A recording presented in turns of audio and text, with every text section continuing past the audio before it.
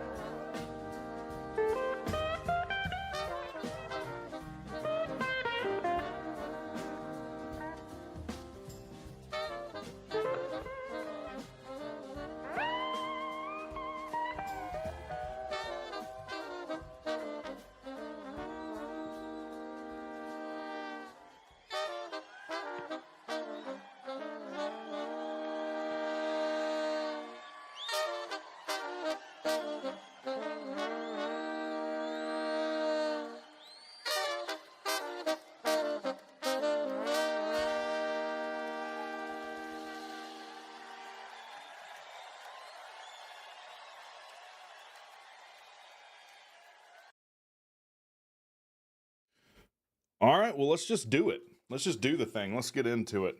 Let me get my headphones on here. What is going on, everyone? We've made it. We've made it to another Friday. Hope you guys are all doing well. You don't really need my P.O. box number here. We're going to hide that. But if you want to send me something cool, yeah, you can definitely do it. Send it to that P.O. box. I'll get it. We put it up there yesterday because Sea-Dog hates Doritos for some reason. No one knows why. Very odd. We're going to talk about some odd things tonight, by the way. Very odd. Sea-Dog doesn't like Doritos. So if you want to mail Sea-Dog your favorite flavor of Dorito, you can send it to that P.O. box, P.O. Box 1163, Smyrna, Georgia. I think that's 380 zip code. And I'll make sure that Sea-Dog gets your favorite flavor of Doritos. Let's go through the chat here tonight. Got a few things we need to talk about. Let's just bury the lead. No, we won't do it. We'll go through the chat first. Go Jackets, says Michael Butler. GT Faithful, how are you, sir? Says go Jackets. John Burns, as always, says remember, winning ain't free. Send a check, even if it's only $100. We need 40,000 fans sending a check every quarter. That would be $16 million annually. No one reads that better than me. I do that for you, John Burns. Mayhem Matthew in the house. This is a must-win game for the Jackets. It is. It is the there will most likely only be one game that you're a favorite in, and that's NC State moving out the rest of the season, right? Yep, I checked. It's dip 30.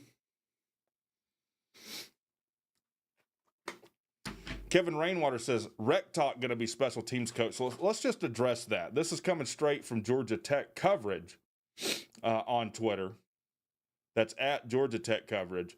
Breaking news. I put a members-only video out about this with a little more of what I know, my speculation, what I think will happen, what is going on behind the scenes.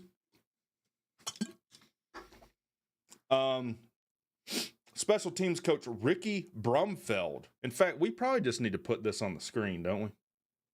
Don't we? Let's just put it on the screen. That's what a professional does. That's the wrong thing. It never selects what I want. Breaking. Special teams coach Ricky Brumfeld has been suspended and will not be on the sideline for tomorrow's game per Afterswarm. Now, if you guys aren't subscribed to Afterswarm, if you need some hard-hitting recruiting coverage, what's going on behind the scenes at Tech, if you're a Tech fan and want to be in the know, go subscribe to Afterswarm. They don't pay me a dime to say that. I don't even really communicate with those guys. I haven't said a word to them in some time. But this is where this is coming from. In fact, let's see if we can find their website. Yeah, here it is. We'll put that website in the chat just so you can be in the know too. Let's just start over. Special teams coach Ricky Brumfeld has been suspended and will not be on the sideline for tomorrow's game per Afterswarm. Talking about the Virginia Tech game, it is unknown at this time whether this will result in a termination or if he will return to the staff at some point. P.S. Georgia Tech just extended Brumfeld's contract in September through 2026, making him one of the highest paid special teams coaches in the country. Now, the fact that our special teams have to be one of the worst in the country, and he's one of the highest paid special teams coaches in the country, makes me a little sick. What is with people that suck at their job that just keep failing upward as far as their pay? I mean, how was he in the conversation for the Rams special coaching job? Asking for a friend. Connor Rudolph says, go Jackets. Appreciate it. WreckTalk going to be special teams coach. I'll do it, and I'll do it for, I don't know, what if he's one of the highest paid ones, I'll do it for 20% of what he was making. How about that? And I'll tell you what, if I just came in and did nothing, it would probably be an improvement, wouldn't it? I mean, let's just call it what it is. Time for the troops to rally and prove the naysayers wrong. Yeah, look, it's fun for us to come in these shows and talk, react to press conferences and whatnot, but at the end of the day, put up or show up tomorrow. That's all that matters. There is only one thing that matters in college football. That is Wins versus losses. Got to get it done. Got to get it done. Connor Rudolph, also a member for a full year now. I feel like we need something on the soundboard for that, right? How about this? That's what I'm talking about. That's why he's the MVP. That's why he's the GOAT. The GOAT. You're the GOAT, Connor Rudolph. Appreciate it, man. Says, can't wait to be bowl eligible for the second year in a row after this weekend.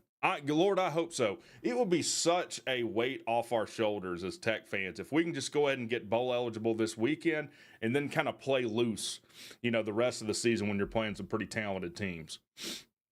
What's the song? Yeah, this is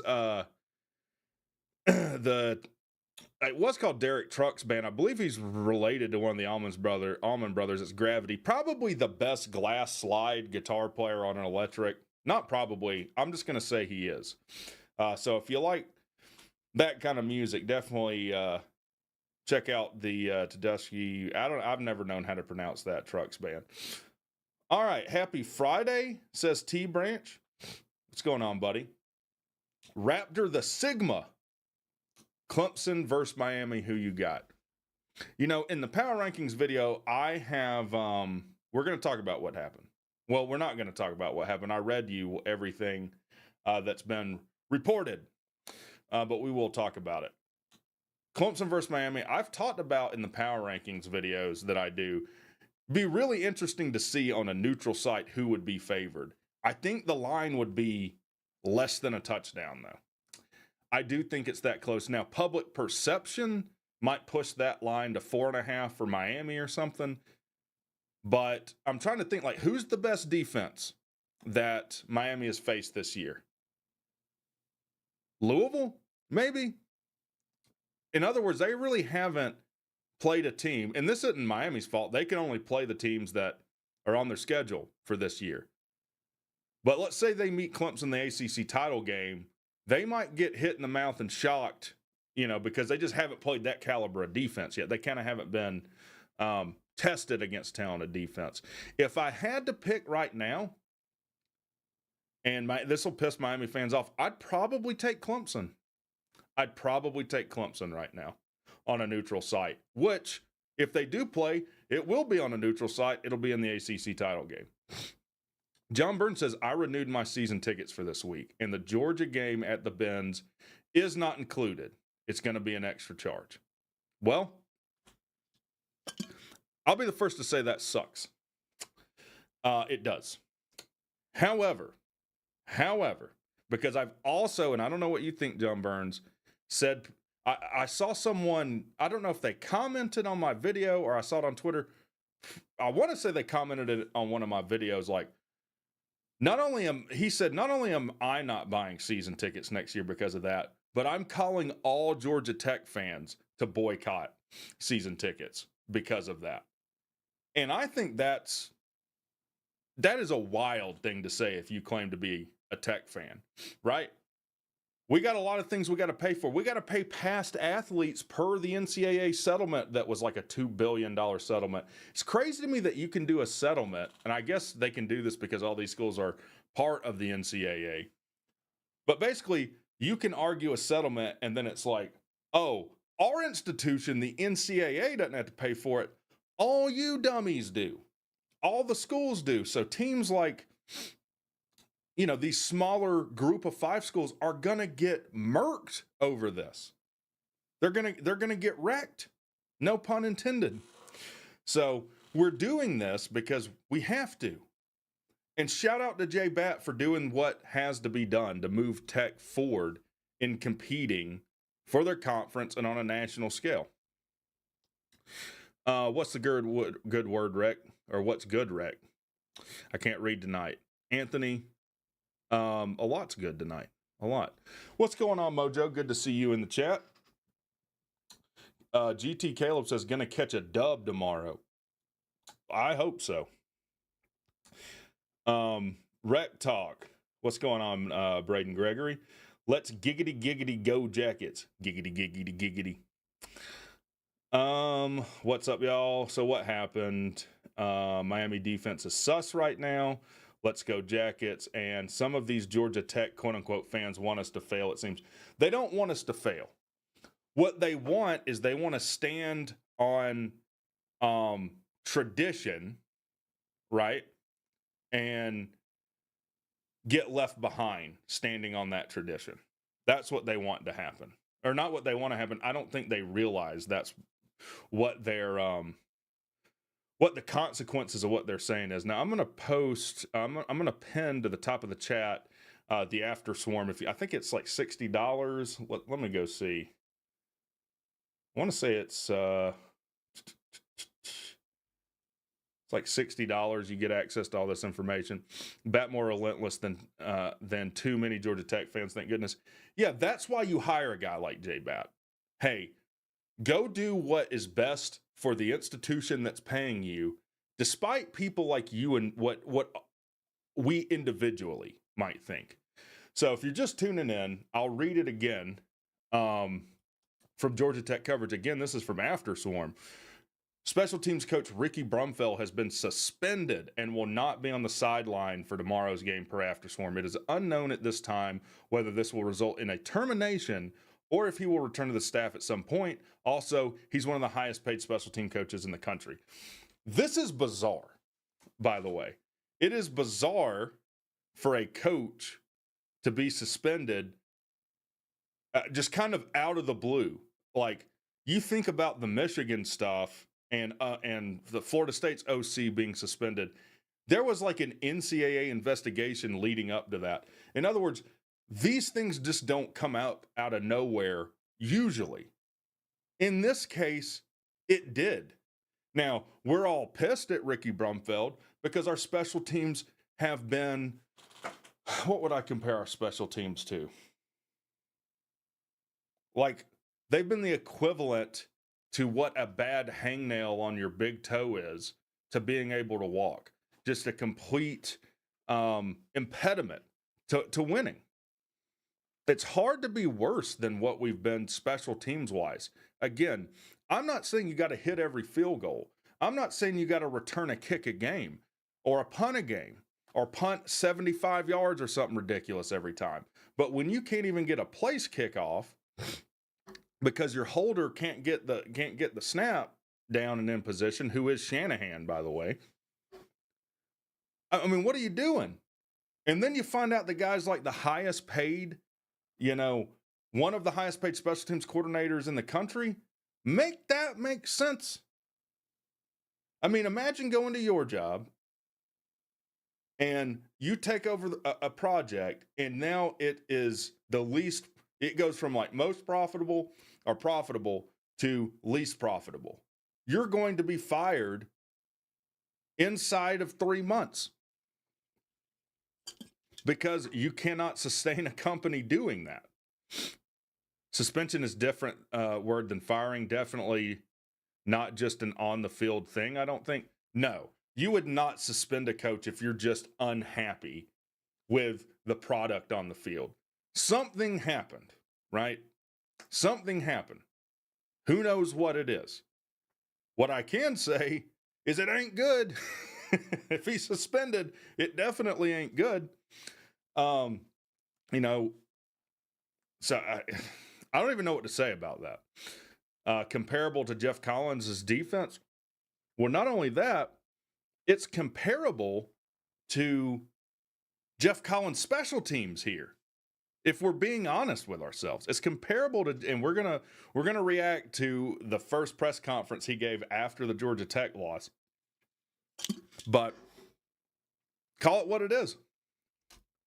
All right, we got what'd you send me on Twitter here? Go to site, and it's a virus.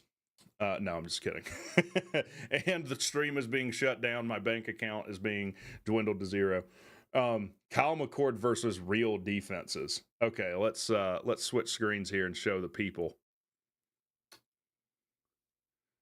Let's turn the sound on. First down, looking to throw the football.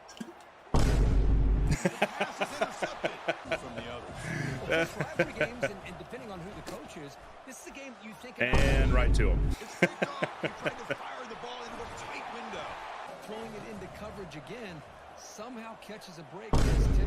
That's the third pick tonight thrown by this QB. The only part that's unrealistic about this is that they're not all pick sixes. By the way, if you didn't know, and shout out to C-Dog. Now, I still don't think this means that Kyle McCord's an awful quarterback. This is what happens. All right, Kyle McCord threw not one, not two, not 3 picks, 3 pick sixes last night, unless he threw another one when I wasn't watching and doing the show. This is what happens when you make a quarterback throw 60 times a game. Pittsburgh, who, no matter what you want to say about Pat Narduzzi, is a good coach. And what would any reasonable person who has seen film on Syracuse this year say? We don't need to respect the run at all. They can't run worth diddly poo squat. We need to get after the quarterback and just sit on the pass all game. That's exactly what they did. 3 pick sixes, 5 total picks, 5 interceptions. Oh, there was a pick six. There was a pick six right after that. Well, I already exited out of it. But 5 interceptions. That is why you cannot just be completely one-dimensional on offense or defense. If all you can do is pass defense, then the team's just going to run all over you. And if all you can do is throw the ball on offense, then they're just going to sit on the pass. Now, the thing that gave Pitt a big advantage in that game is they did have pass rushers that could get after the quarterback. So it's not like Kyle McCord had a ton of time to hold the ball and look downfield. And I hate to say it, his head coach, Fran Brown, put him in that situation. That's on Fran Brown. Remember Fran Brown? The guy that said, "We're from Jersey, man. We're tough guys." Well, why'd you get beat, 41-13 last night? Which is a coaching thing. You got to be able to develop some semblance of a rush game. You can't just throw 60 times a game. But everyone is ready to crown this guy, Fran Brown, because he coached at Georgia. And they're like, oh man, no one loves nut-hugging coaches like they do that came from Georgia. Well, he's a first-year head coach. And look, let me look at Syracuse's schedule leading up to that game. There was a huge, PJ something that just cannot stand them. So they played Ohio. They struggled with Ohio. Then they played us, one of the worst getting after the quarterback on defense teams and pass defense teams in the country. Then they got beat by Stanford, 24-26. Stanford's like 2-5 now. They beat the brakes off Holy Cross. They went to overtime with UNLV, who was ranked at the time. Struggled with NC State, who's one of the worst teams in the conference, and then got beat 41-13 by Pitt. They play Virginia Tech next week. Then they got Boston College, Cal, UConn, and Miami. So that's why you got to watch all the games, right? That's why you got to watch all the games. Does the Georgia game count? Does the Georgia game in the Benz count as a home game?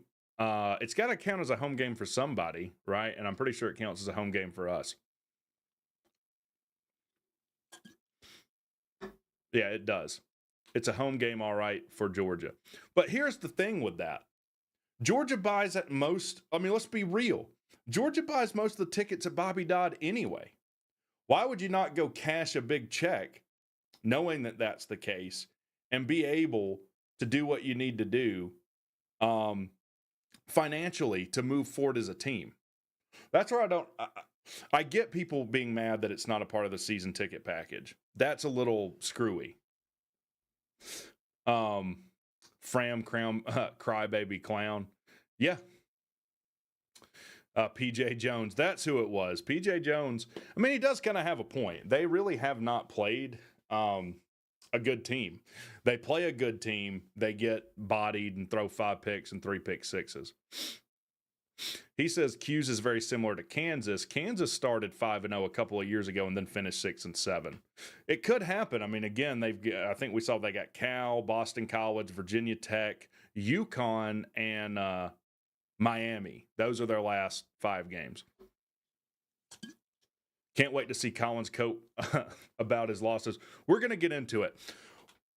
First, as far as this game, we're going to be without special teams coordinator Ricky Brumfeld. If you're just turning in, he's suspended for this game. No one knows why, no one knows why that's going to say why, that they know why. I don't know. It'll be interesting to someone take over. They'll have to have someone take over for special teams. Unfortunately, we don't have a press conference, so this won't be addressed, I guess, until Tuesday of this week in a press conference. I'm sure we'll get Kelly Quinlan saying, "I'm just curious," I'm just curious. Syracuse does that every year. UConn probably a W for them to guarantee a bowl. Could come down to that. Now, like I've said, if we don't play better special teams, we're going to get run out of the stadium.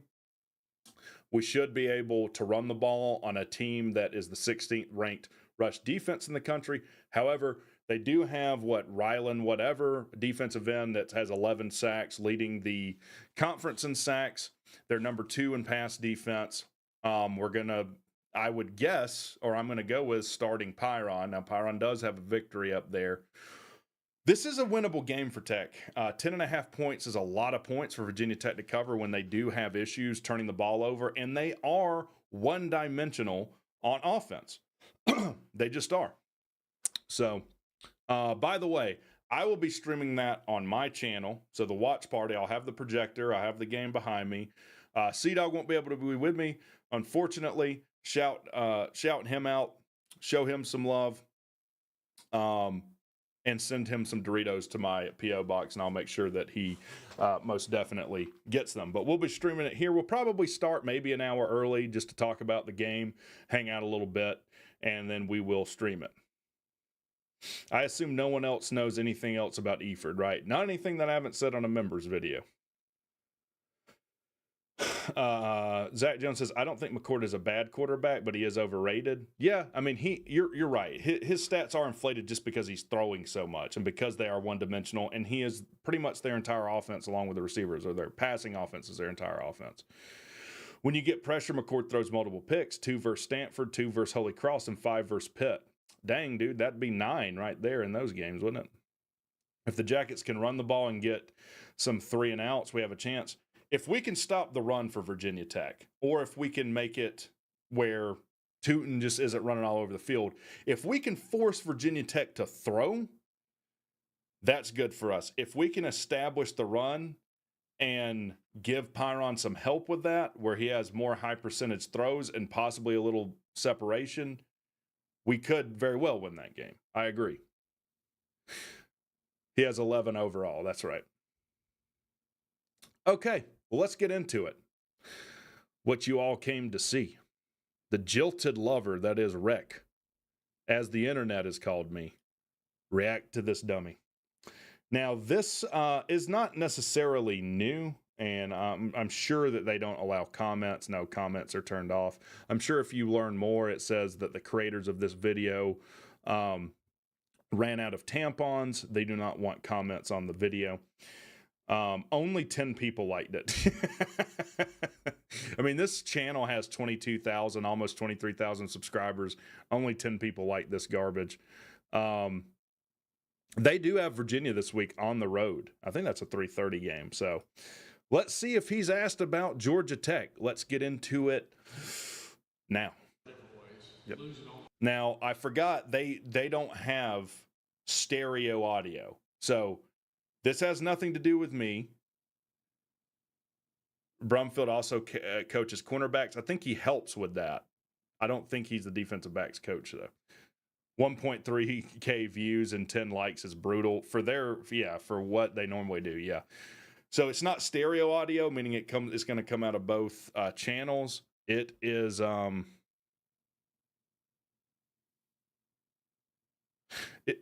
it's mono, so it's only going to come out of your left speaker. Sorry, these guys. I probably could record this through OBS and fix that. In fact, I could, but I'm not. I'm not going to do their job for them. Play like that. Right. How long did that stick with you and just tell? Sure. Different ways. Yep. Losing on a play like that. Right. How long did that stick with you? All right. So we're starting off with a great question. Basically, I think he asked, what's it like to lose on that Jamal Haynes run? And how long did that stick with you? I'll be interested to see what this man has to say about that, especially since he wanted to cut him and he gave a scholarship away to somebody. Sure. Yeah, and I thought 2 weeks ago, leading into the game, I handled it about as well as you could. You ran away. If by handled it as well as you could, you meant act like a baby, cry, suck your thumb, get in the fetal position in the locker room, let Jamal Haynes stick it in there nice and deep, then yeah, I guess you handled it about as well as you could. Again, I was at the game, for anyone watching that's not aware. I was at the game. Couldn't find him after that. Could not find him. How do you let a running back, we're just trying to get a field goal. How are you so undisciplined on the back end of your defense that he makes one cut and untouched? There's your answer. There's your answer. I can't point at him. There he is. There's your answer. They don't practice situations with this guy. They don't. Just, you make mistakes in practice. Hey, don't worry. You'll figure it out in the game. That's how football works, right? A lot of emotions come up when you see familiar faces and young men that you really care about and you love. And, So he really cares about Jamal Haynes yet. Again, tried to give a scholarship away. Not only tried, did. Again, if you're not aware, Jamal Haynes commits. Yep, we got a spot for you. Come on, early enroll. Gives a scholarship away to a portal player. Does that sound like someone that has a lot of love? Charlatan piece of shit. Used car salesman. I mean, and again, this guy's making $1.1 million a year. He's not going to get hired by a Power 4 program, by the way. He's not. He's done for a while. Those kind of things. And then to lose the way we did was absolutely heartbreaking. I don't know. Whenever you lose a game like that on something that, you haven't seen happen before. Something you haven't seen happen before. Buddy, you've been giving up 500 yards plus of offense and 300 yards of rushing all year. What do you mean you haven't seen that before? You mean you haven't seen situational football where the team's trying to center up a kick?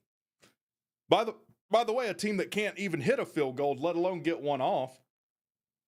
You haven't seen that before? You haven't seen someone run it up the middle before?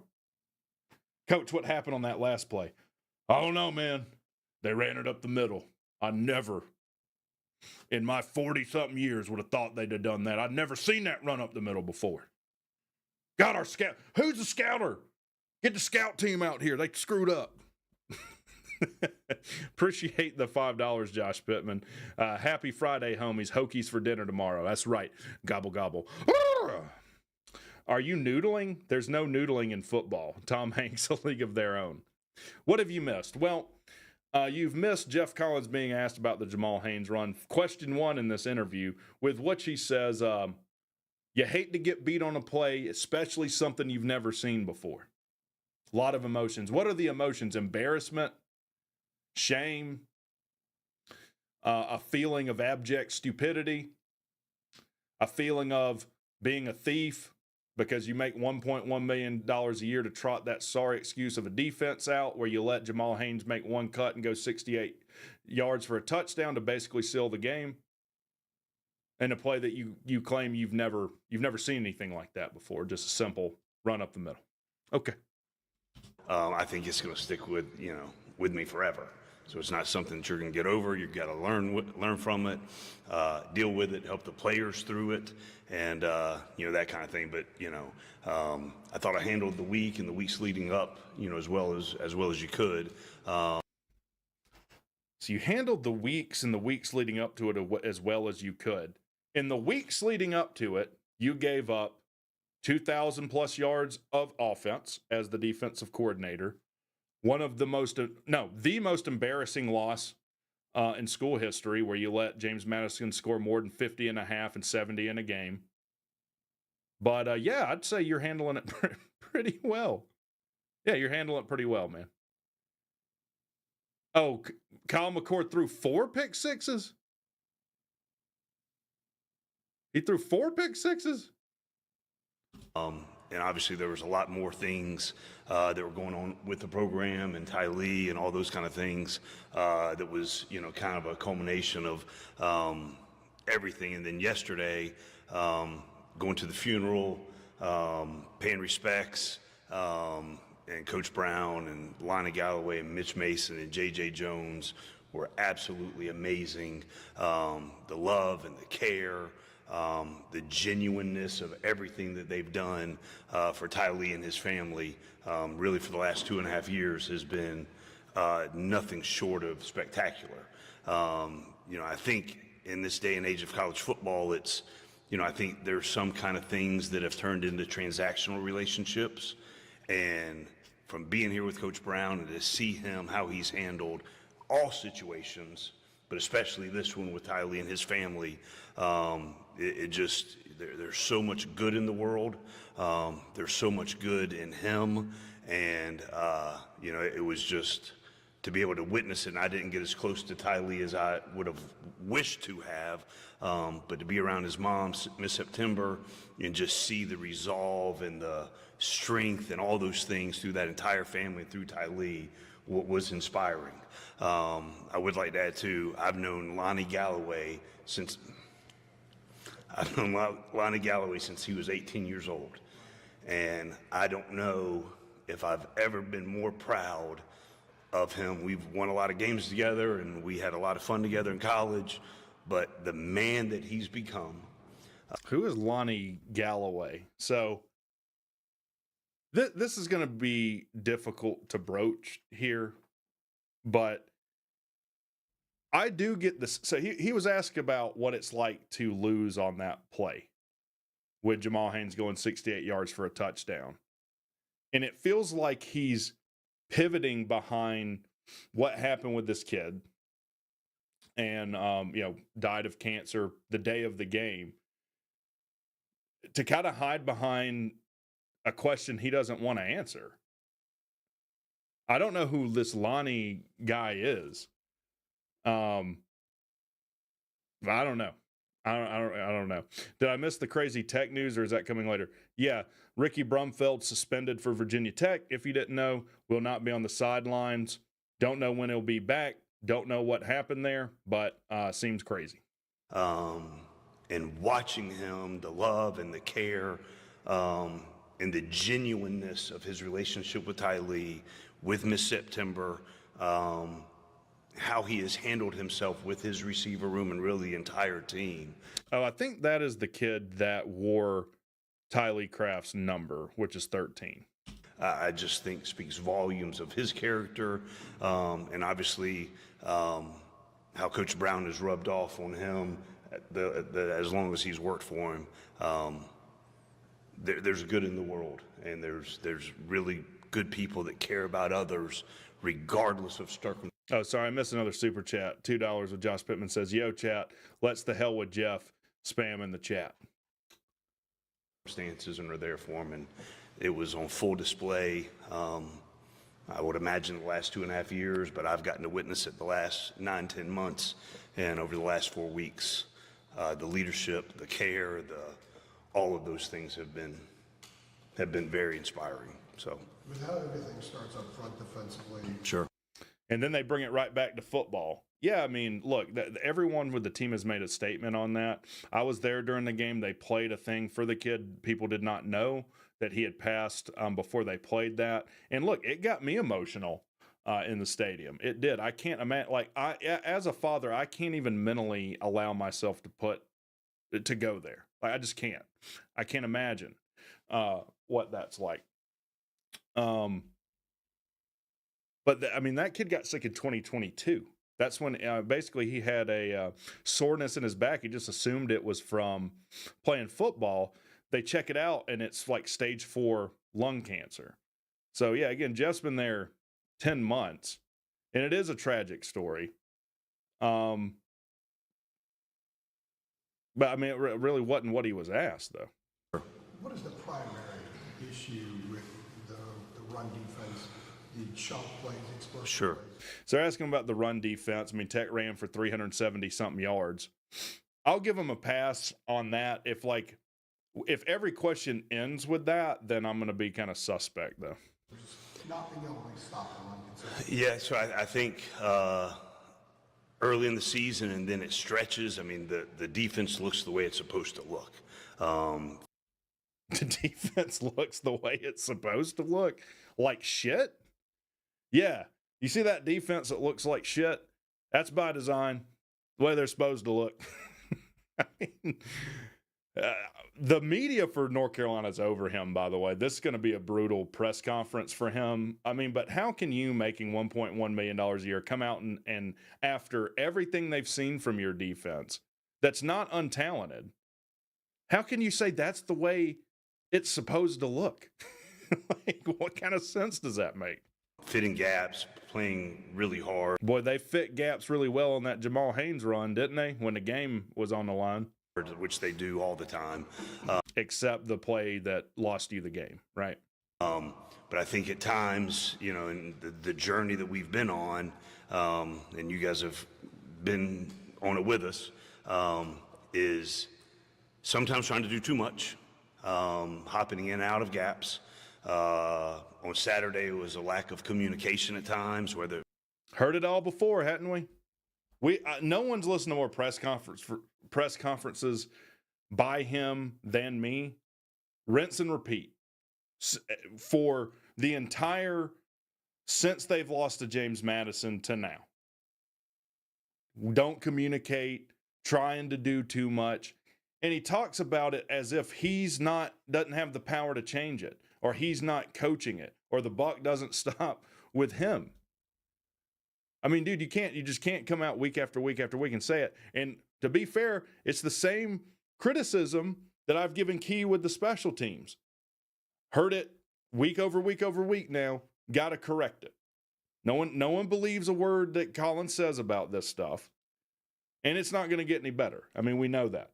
it be a check or the base call or whatever the case may be, just making sure the consistency, and it starts with me. There it is. Consistency.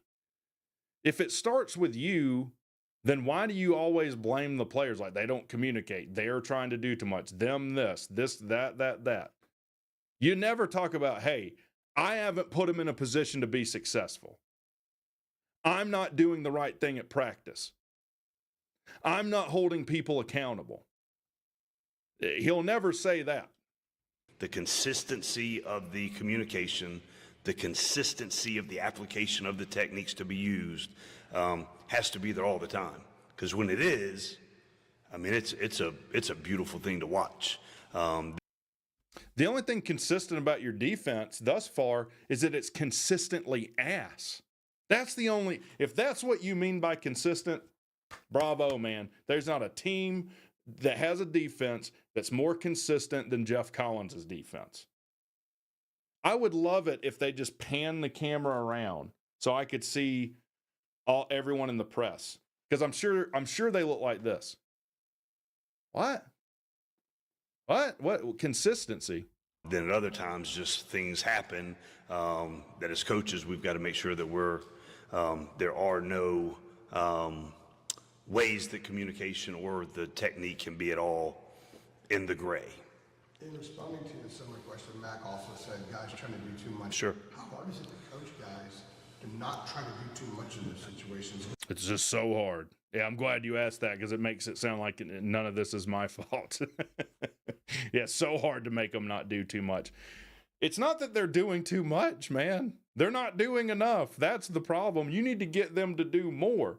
More making plays, more batting balls down, more stopping a running back, more filling gaps. How do you watch North Carolina's defense and come away with the conclusion that they're not doing enough? You're not making enough plays, man. That's the problem. Yeah, can't tackle. One guy's out of place, maybe 10 are in place, but if two are out of place, it's not. Yep, it's tough. It's tough.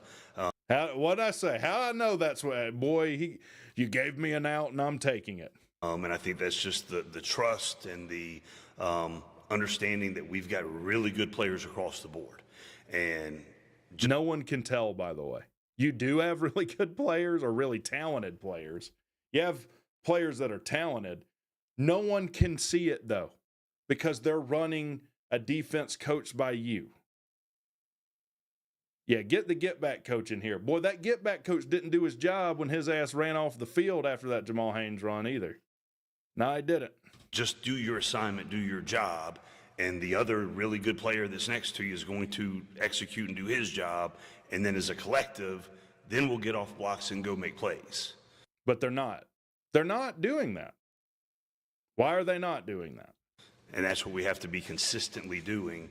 And one of the big messages all of last week is every single day, I pulled out about probably 10 to 12 clips of them executing, playing the right way, playing with. Okay, so they lose in embarrassing fashion last week. Jamal Haynes, 68-yard touchdown run, 370 some odd total yards on the ground. And what he does is he pulls all the good plays out.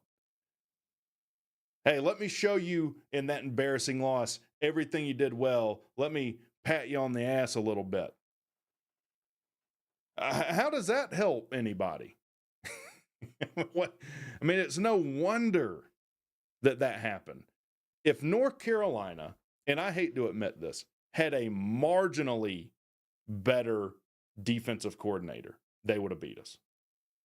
They would have beat us. They wouldn't have give up the 68-yard touchdown run at the end of the game. It probably would have gone in overtime. And I firmly believe if that game went into overtime, we would have lost. Now, I don't think they had 12 really good plays on defense either. This guy's so turned around, he probably went and pulled some of the offensive plays, like the Amarion Hampton run. But like, see, you guys weren't actually on the field here, but the way you cheered from the sideline as the side of the ball that's better at football was playing well, that was really on us. So all the offensive plays that went well, I was really on me. That's the way this guy thinks. Tremendous effort, which they do in making plays, and that's just what we have to see every single play.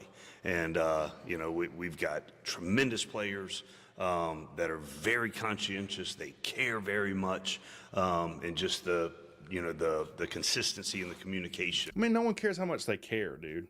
That's not part of football. Has to be at a high level at all times. Sure. So they're going to ask him a follow-up.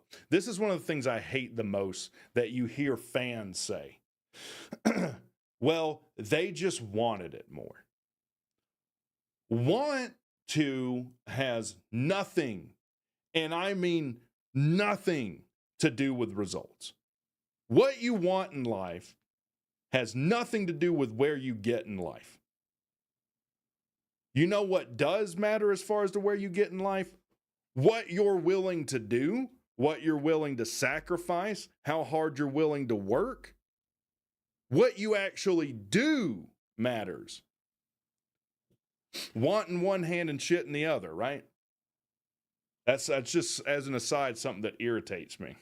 68-yarder, the one that won the game. Yep. Was that just a matter of getting whipped at the line of scrimmage, or did someone try to do too much? The one that won the game. Yep. Was that just a matter of getting whipped at the line of the fall? And that Sure. 68-yarder, the one that won. So now we've got the second time he's asked about the same 68-yard play. The game. Yep. Was that just a matter of getting whipped at the line of scrimmage, or did someone try to do too much? What happened? No, So he's basically asked him, hey, this guy went one cut 68 yards. What happened on that play? Was it just people over what? I'd say that was more of a thing in communication. So the reason that he was untouched, what was the communication breakdown? Hey, we need to actually tackle the ball carrier before he eclipses the touchdown line. Oh, guys, I guess, damn, we didn't communicate. We didn't need to let him score there. When you go 68 yards, man, that ain't a communication error. What are you talking about? If it was a blown coverage for 68 yards, then maybe you could say it's a communication error. There's not a universe that exists in the multiverse where by which you could say someone going off 68-yard touchdown run is a communication error. That's an execution error. I'm not a coach, and I can tell you that. It's an execution error. Yeah, and just one of the checks that we'd been doing the entirety of the game, or excuse me, the entirety of the second half, didn't get put on, and then another. I don't care what the call is. That should not happen. If you're in prevent defense, you shouldn't let them score a 68-yard touchdown run. If you're in cover 4, everyone's playing 20 yards off the guy. I guess that's kind of the same thing as prevent. But even then, Flaw in the communication happened on the end, on the edge of the defense. And when you do that at 2 critical spots, things like that should never happen. So, yeah, I'm wholly unsatisfied with that explanation, and so are they. Yeah, what happened there? Just communication error, man. It makes you think of that meme with that dude from the Howard Stern. So like, hey, what are you doing? Nothing. Not doing nothing.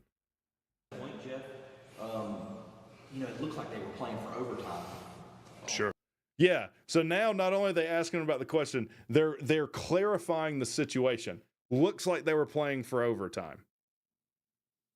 Which means you have got to know that they're running it flat up the middle. At least kind of playing it safe. Right. In terms of just. Well, the first play of that drive, they spit it out on the perimeter. Yeah, they passed before that, so that threw me off. And as things are going, you don't know, because you can't see it's on the other side of the field. Are they trying to run a rollover to get out of bounds so that they're going? So you have to do all that calculus in your mind too. Is it really calculus to be able to stop a 68-yard touchdown run? Is that the equivalent of football calculus? Again, even if you were sold out that we were going to throw twice in a row there, you still don't give up 68-yard touchdown run. We're not going to continue throwing down the field, right? Because we don't want to turn the ball over. We called that entire game. You're right, Bryce, man. Ultra conservatively. To what the best thing to be in. But still, the communication from the sideline to the players, from the players to each other, and it all starts with me. So I don't want to get too many specifics because I want it to be all on me. I don't want it to ever be on the kids. Yeah, but you always talk about the kids. When he asked what was the problem with that call, you didn't say the communication error by which I didn't get the right play in. You said on them. I was going to ask you. Yep. Did you feel like were your calls reflective of the fact? Damn, they're not going to let him off the hook. They're like, okay, was it your call then? If it's on you, was it your play call maybe?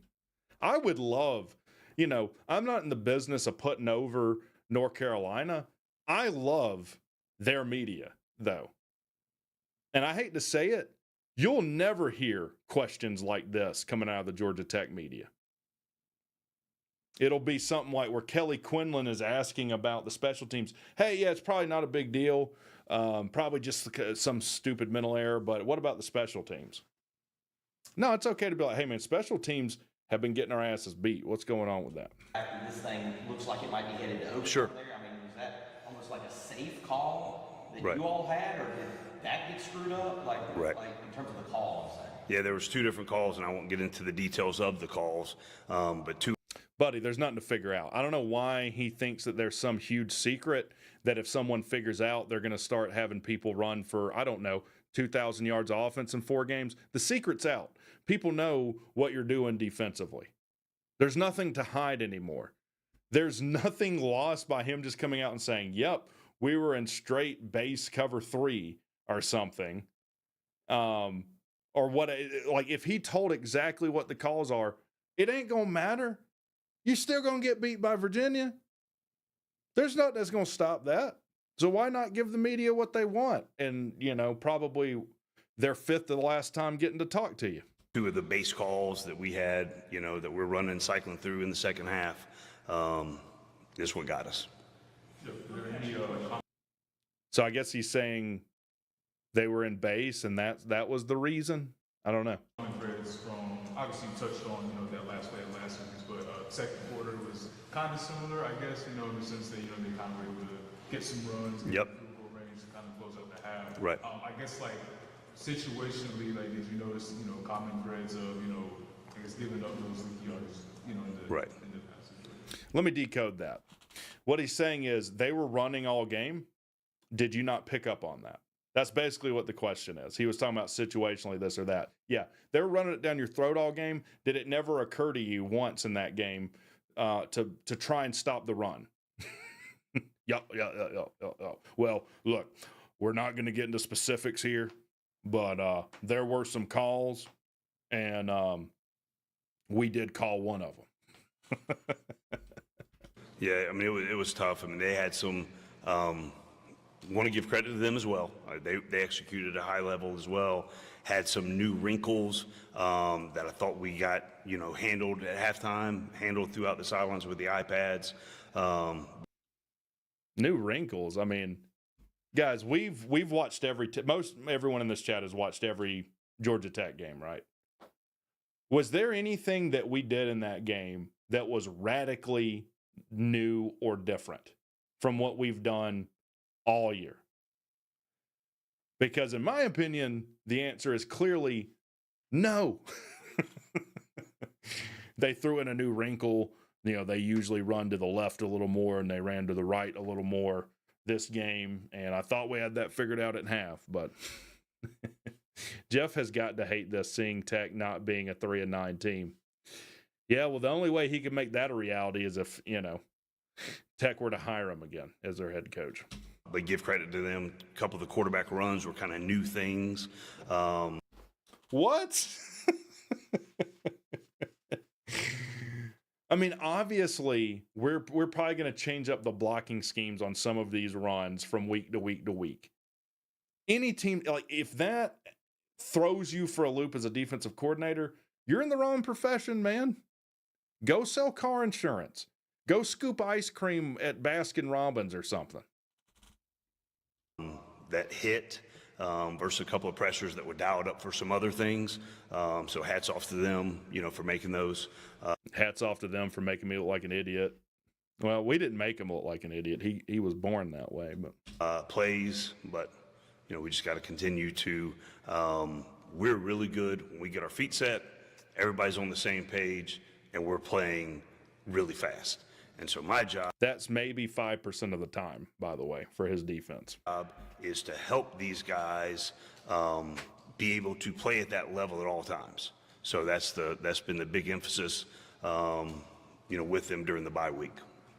Yeah, it's kind of hard to react to this because he keeps referencing something that doesn't exist. Oh, well, when we do all of these things and the stars align and everyone has their feet set and everyone's on the same page, then, we're this world beater defense. But that's not the case.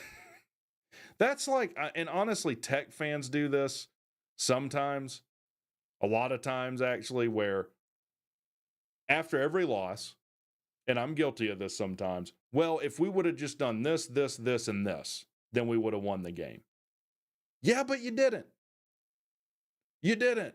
There aren't any mulligans in football. You don't get 3 mulligans where you just get to wipe 3 of your major mistakes in a game. That's why it's a difficult game. That's why it's a game we all love. It demands, how would I phrase it? It demands 11 people being on the same page for 3 hours plus. It's not for the faint of heart. Rec, if you're not seeing the improvement and you're choosing not to see it, I am. No mulligans, no noodles. Soon, no Geoff Collins. That is true.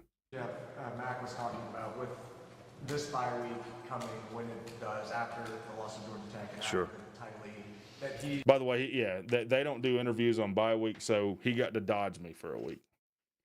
Now, I will give you, I'm probably going to really, unless something crazy happens, kind of close the book on Collins after this. I don't really, kind of like I said with Quinlan, Collins is now just a dog turd that's dried out in the lawn. You know, doesn't need our attention really anymore, doesn't need to be tended to. I need a new enemy. Maybe y'all could put in the chat, who do I now need to focus my ire on? I need an enemy at all times, though.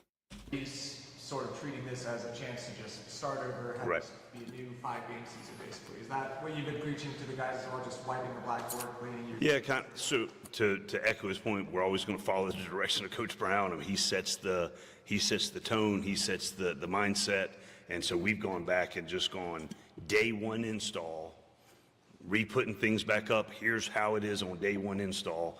There's carryover throughout the season with that, but certain tweaks and things that accumulate over time.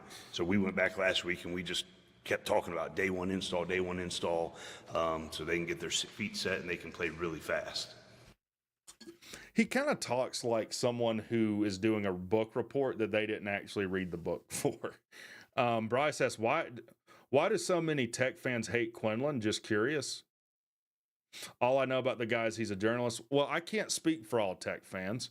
I can tell you why I dislike the guy. It's because he tried, or he threatened to have my channel taken down. He advocated for his subscriber base to false report my videos, which I have a video about with proof. You can go watch it. I'm not making that up. He said, yeah, you can go false report his channel and probably nothing will happen, but I don't care what you do. In my opinion, that's a shitty thing to do. And I honestly think his job should be in jeopardy for that. I mean, that's in conjunction with, there's now been like 4 different times he's acted like a petulant child in the course of a month. So that's why I don't like him. Rec, pull up the Mississippi State versus Georgia Orange Bowl and listen to the first 50 seconds as they interview the Mississippi head coach. Oh, Alex is right too. He also blames a ton of other reporters for stealing content and is a jerk about it. Yeah. Anytime somebody, like I guarantee you in JOL right now, because this Ricky Brumfeld news broke, I guarantee you in JOL, he is claiming that After Swarm stole from him. Like he was about to break it and somehow After Swarm stole the information from him and posted it. And I'm not just talking about once or twice he's done that. Every single time someone breaks a story before him, he accuses them of stealing. He's not much different than Geoff as far as that's concerned. So that would be why. All right, we'll do that after KN from Siren. Let me go back to the last play. Ruck was, we know he's going to back it up, but it looked like Sure. Marcus took a shot in the knee Sure. and was bad off. Right. I don't want to call it laying down, but a lot of players, Georgia Tech did a lot. Sure. What's the coaching side of that? Yep. Tell a player like Marcus, look, Right. you got to get on There. So he's asking him, like, looks like people rolled over and laid down and quit in that game. What you got to say about that? There's respect Marcus for his toughness, respect Marcus for how he's battled through things, tremendous amount of respect for the weight he's gained and the strength that he's gained in the last year. But that was a teachable moment for him, is because the previous play, they run the roll over the little screen, he gets banged up. It's okay in those moments to get the trainer out there and get somebody that's 100%. Buddy, that's not what he's asking you about. He's not asking you about a play that he got injured in. He's saying when he was in plays that he wasn't injured in down the stretch of that game, he looked like he quit on the team. Again, this guy should be a politician. Don't answer the question they asked. Answer the question you wish they would have asked, which I guess in Geoff's mind is, why? Hey, when he was hurt, why was he laying on the ground like that? Respect to him that he cares so much that he wanted to be on the field. And I'm not saying he was the reason why it happened, but someone healthy could have gotten the play down for a 12 to 14, yard gain as well. So hate that those learning lessons had to happen on such a critical. Well, damn, Geoff. I mean, you have a shit ton of learning lessons every week. Like 80% of the plays are great learning lessons. Just call it what it is, man. Like, we played like ass, and it's got to be fixed. Heartbreaking play, but that was the coaching point. We got back in here on Sunday. If you're not full speed, we've got other really good players that can come in and let you. So I want you to think about that. He's basically saying, well, he was hurt. That's why he wasn't able to go full speed. Well, then why did you put him in there? You basically just admitted if someone else was in there, they could have played better. You're acting like that's not your decision. Do you not make personnel decisions for who's out there? You're literally contradicting yourself throughout your response on that. But respect to him for, wanting to be out there and wanting to battle it out. But it was a teachable moment. Yeah, hey, man, long as you want to be out there, I don't care if they score and we lose the game in embarrassing fashion. If you want to be out there, that's good enough for old Geoff, though. When you look at Virginia, what are some of the challenges that they present on the offensive? Yeah, so they've gotten really good players. They've got an experienced offensive line. Both quarterbacks can hurt you with their arm and their legs. They make a lot of plays both ways. And so just the assignments and the discipline and all those kind of things, fitting it up. They do some eye candy, but a lot of the things are going really, really fast. Tempoing, formation to the boundary, all those kind of things. They present problems schematically, tempo, and they've got really good. Again, that's a perfect example of someone who didn't read the book and trying to do the book report in class. They do a lot of things with tempo. They do a lot of different things schematically, scheme and tempo. He's like in a loop. It's like the record's broken. He just keeps repeating it. You could literally just write down 4 or 5 words, and he's just going to recycle that every 2 sentences or so. I mean, every team uses tempo at times. Every team is going to throw some different wrinkle in. Every team is going to change up what they do a little bit schematically on some plays. I don't know what to tell you, buddy. Good players that know the system, executing it. What do they do well? We're about to find out because they're going against Geoff Collins. Whatever they do well will be magnified times 1,000 Saturday. Relationship do you have with coach? Yeah, I mean, I guess the new bingo card, let me write it, would be tempo, schematics.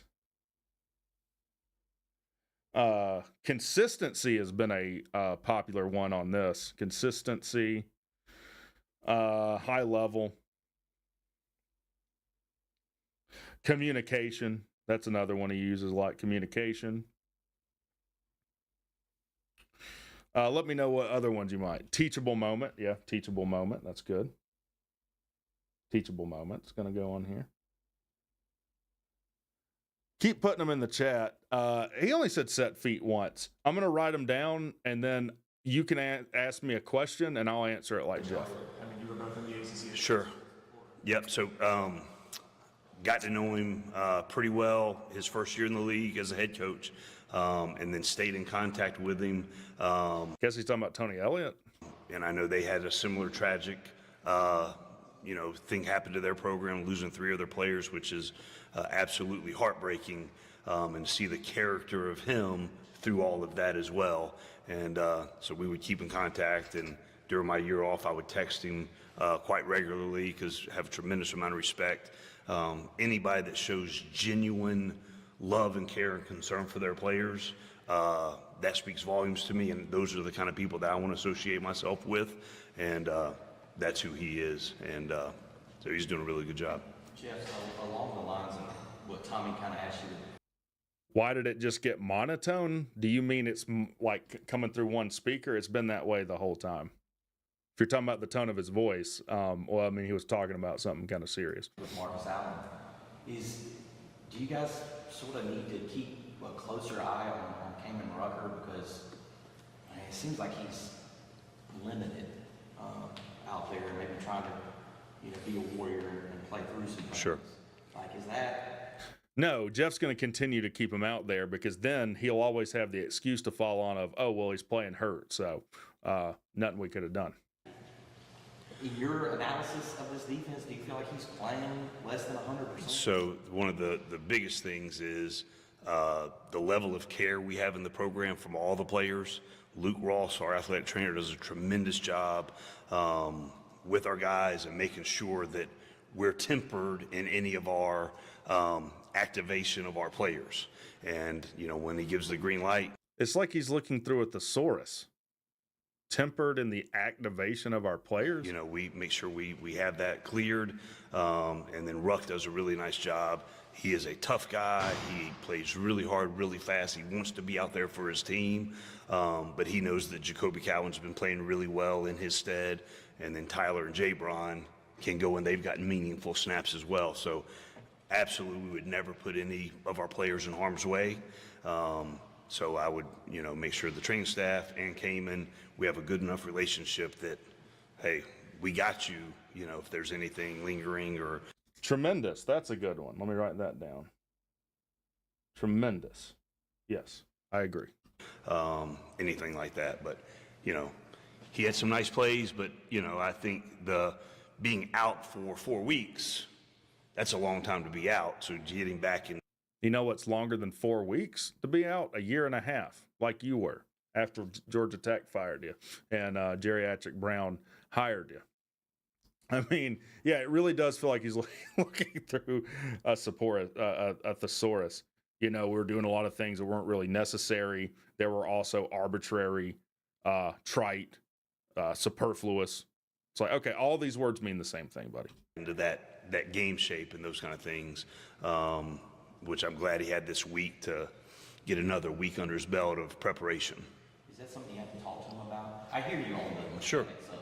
Yeah, and why he keeps hammering him on this. And look, shout out.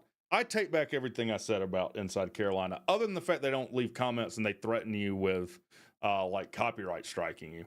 But they ask good questions. The reason they're not letting him off the hook on this is it's like, okay, he's either injured and cannot contribute to the team in the way that needs to be, and he needs to be, sat for a week or two or however long until he can get healthy enough to where he can contribute, or he's healthy and he's not playing well because you're not coaching him correctly. It has to be one of these two things because we know what we see on the field, which is that he's not playing well. So which one of these things is it? See how he weasels out of the question the third time it's asked. Guy being available to play. Right. Like in terms of your assessment, Right. when you watch him play, is that something you have to talk to him about? Like, you might not be all the way back here. Sure. We might need to be a little more cautious with you. Right. Yeah, I think that's a constant daily conversation with him and Coach Monachino and myself. And, Ruck is, what's the best way to say it? He knows his body and he I know my body. Leave me alone. It's my body. My right. That's my purse. So it makes me think of King of the Hill when Bobby goes to self-defense class. That's my purse. And then kicks a guy in the nuts. Yeah, I know my body. wants to make sure that he's doing everything he can in the rehab room, out on the field, so that he's at 100% when he plays as well. Yeah, another thing he's hitting him on is like, look, a player wants to play, okay? And it's kind of like in boxing. The referee in boxing is there to protect the boxer from himself. All right? So if you're injured, especially if it's a head injury, I don't think it is with Ruck, you don't have the wherewithal to make decisions for yourself as to whether you can continue or not. And similarly with football players, they're going to want to play. So they're going to lie about their ability to play. It is the coach's job to protect players from themselves. The training staff, the doctors for the team, they work for the team, right? We saw this with Calvin Johnson. Calvin Johnson said exactly the same thing, why he retired early from the Lions. He said, I was looking around and I realize these doctors work for the team. And as far as making money as a franchise and winning games for the Lions, me going out with half of my knee full of fluid is what's best for them, even though it's not what is best for me in my long-term health. So nice try, Geoff. This is your choice. And this was a criticism I had with the handling of Haynes King. He's running 20 times a game. It definitely looks like he's out there grimacing in pain. And before he was benched, or not benched, but before he was pulled off for injury, I said, hey, we might need to let him rest a little bit before he gets rocked. Yeah, Bobby Hill is the best. Give me back my purse. I don't know you. No, Bobby, you don't do that. What kind of challenges does Anthony find here? Because obviously running quarterbacks kind of stumbled you guys the last couple weeks. Sure. Right, absolutely. I want to get into the schematics, but a lot of things, making sure that we're understanding every single framework of our defense. It goes back to old triple option football, dive, quarterback, and pitch, making sure the proper assignment and the person who has it in each part of our defense understands it and plays it at a high level. So, yeah, but the thing is, you don't need a triple option offense to throw you off, Geoff. First, you claim to be an expert at it. You can't even stop a simple run up the middle. So in the triple option, if the offense just says dive, you still can't stop it. That is the conversation every single week. But then when somebody is as fast and athletic as this kid, it heightens everything in that regard. All right. Thank you, All right. So Taylor Swift saying I farted is on my suggested video. I don't want to talk about my search history, okay? If I want to watch Taylor Swift fart, that's what I want to do. It's my body, my choice. All right. I got my words written down here. Geoff, what happened on that last play? Was definitely a communication error. It's a very teachable moment for the team. Hate that it worked out that way. We come at these players with nothing but love. They make a tremendous effort every play. They just get a little bit out of position at times. They really want to. They really wanted to make that play. It's just that they came out with a little tempo. All right. I don't want to get into schematically what happened with that play. We just got to work on being a little more consistent and playing at a higher level. And there you go. That's a Geoff Collins answer if I've ever heard one. Who was playing triple option against Geoff? Yeah, Geoff keeps bringing that up like, anyone.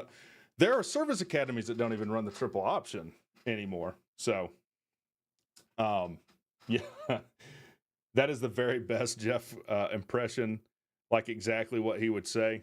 Yeah, and he also does something that like chess players will do where they'll kind of look up. And they do this because they're calculating and thinking.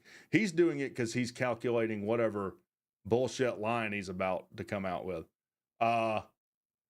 It's, the potentiality of options in an offense can really can get us where our feet aren't set. And when we play like that, when our feet are set, we tend to play pretty well. But Rutger was injured, so it wasn't my fault. Okay, dude. I don't know what to tell you. So, look, that's probably the last Geoff Collins interview that I'll react to for some time, unless just something absolutely crazy comes out that he says like he's fired or something. It's just 2014 Orange Bowl. Trust me, you want this info. Is it his? He wasn't their DC. Are you talking about? That was Dan Mullen, wasn't it? Dan Mullen, 2014 Orange Bowl interview. This is after the game you want to see? Post-game press conference?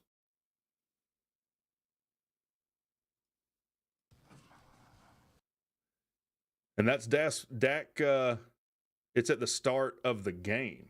I mean, where would I find that? Orange Bowl Game interview?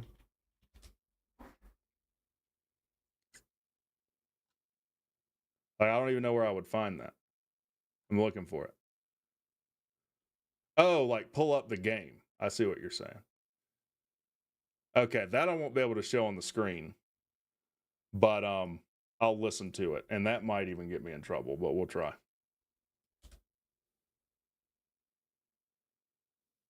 Let's see if I can find a full game. All right, let me pull down that slider. Let me go through here.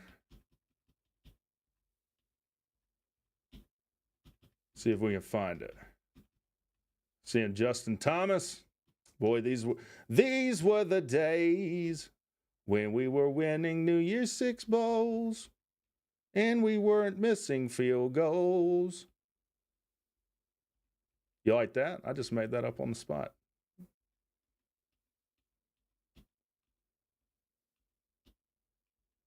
Okay, I see it now. So, Coach, you don't have Geoff Collins, your defensive coordinator today. You decide play caller. Why is that the best decision? They muted it for some reason. Whoever is the play caller now, they muted it. All right, so this is Dan Mullen, 2014 Orange Bowl, right before the game interview. They're like, hey, you're without play caller Geoff Collins. For your team. Well, I think it was the easiest transition. He's already been down on the field, and with substitution purposes, he doesn't. Deshay's got a great future as a coach. He's a bright young coach, up-and-coming coach, and he's got a great opportunity out here tonight to show what he can do. Well, the last time we saw your team. So, yeah, it was super easy. It was the easiest transition of all time. Yeah, I'm probably going to get my stream taken down, but we'll get through as much of this as possible. It was in a loss to your in-state rival. What makes you believe that there won't be a hangover in today's matchup? I mean, it's New Year's Eve. We're here at the Capital One Orange Bowl, man. This is as big as it gets at the biggest stage in college football. So I'll tell you what, our guys, I don't see any hangover. We're fired up, excited to be here, ready to play. Well, your quarterback, Dak Prescott, he's been the catalyst for your offense all season long. Is that it? Is that the only part he talks about, Geoff? Yeah, I mean, it is an indictment. Why can't I put it on the screen? Because I'll get the stream taken down immediately. There's no one more tenacious than like ESPN as far as that. But yeah, what's it like moving on from Geoff in this game? It's the easiest thing ever. I can't stress how happy we are that we no longer have him on staff. The Minister of Mayhem, baby. By the way, I do need to show this since this is probably going to be the last Collins interview we react to for a while. Void Aspect, and I think it was his brother came up when I was at the Notre Dame game. And they brought me this. The hell with Geoff. I appreciate it, guys. They brought this, I think, to the North Carolina game. Maybe we can make it, we can put it somewhere up here probably. I don't know. We might not have room. But I tell you what I plan to do after this. We'll get off and I'll go to the other channel. I'll put the link to that because I haven't even interacted with that channel since like January. I'm either going to stream Bloodborne or Black Ops 6. I think C-Dog just downloaded Black Ops 6. So I'm either going to play Black Ops 6 for a while or we'll continue George P. Burdell on Bloodborne. Again, I'll put the link to that channel in the chat because I'm confusing the algorithm by streaming Bloodborne on here. You guys have a great night. Go Jackets. Let's beat Virginia Tech tomorrow.